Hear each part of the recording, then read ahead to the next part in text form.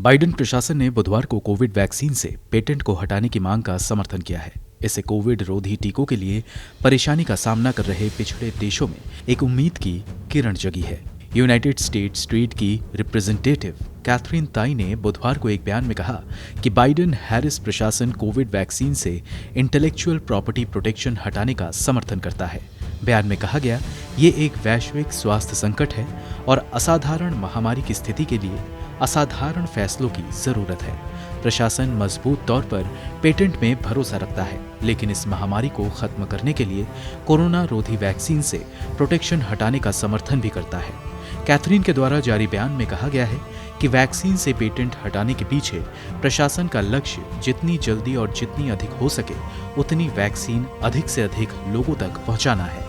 अमेरिकी प्रशासन द्वारा जारी ये बयान कई नजरियों से अहम है।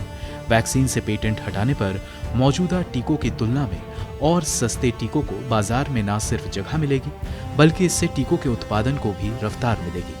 यहाँ तक कि एंटीवायरस वैक्सीन से प्रॉपर्टी प्रोटेक्शन हटाने पर दुनिया भर के देशों को वैक्सीन तक पहुंच बढ़ाने को रास्ता मिलेगा।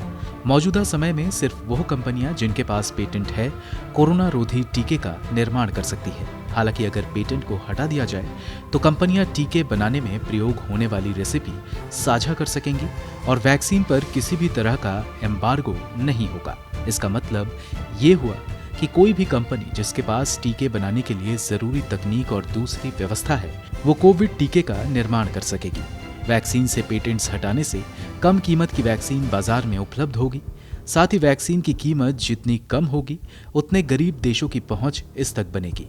अमेरिका के pharmaceutical research and manufacturers trade group ने वैक्सीन से पेटेंट हटाए जाने का विरोध किया और कहा है कि बाइडेन प्रशासन द्वारा लिया गया फैसला अमेरिका की महामारी पर वैश्विक प्रतिक्रिया को कमजोर करेगा और सुरक्षा से समझौता करेगा।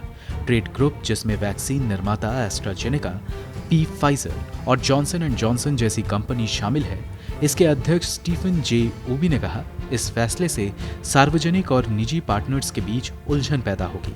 ये फैसला न सिर्फ टीकों की पहले से कमजोर उपलब्धता चेन को और कमजोर करेगा, बल्कि इससे नकली टीकों के प्रसार को भी बढ़ावा मिलेगा। अमेरिका ने भले ही अब कोरोना रोधी टीकों से पेटेंट हटाने की बात कही है, लेकिन भारत समेत कई और देश, यहाँ तक कि विश्व स्वास्थ्य संगठन, वैक्सीन बनाने में प्रयोग होने वाला फॉर्मूले को साझा करने की मांग कर चुके हैं।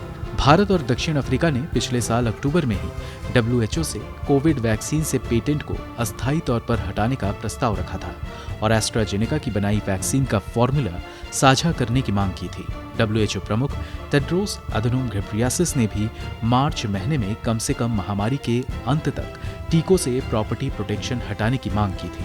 उन्होंने कहा था कि अभूतपूर्व समय के कारण ये फैसला लिया जाना चाहिए।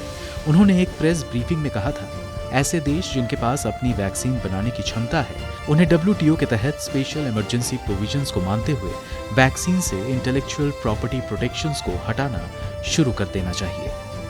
ब्यूरो रिपोर्ट, गो न्यूज।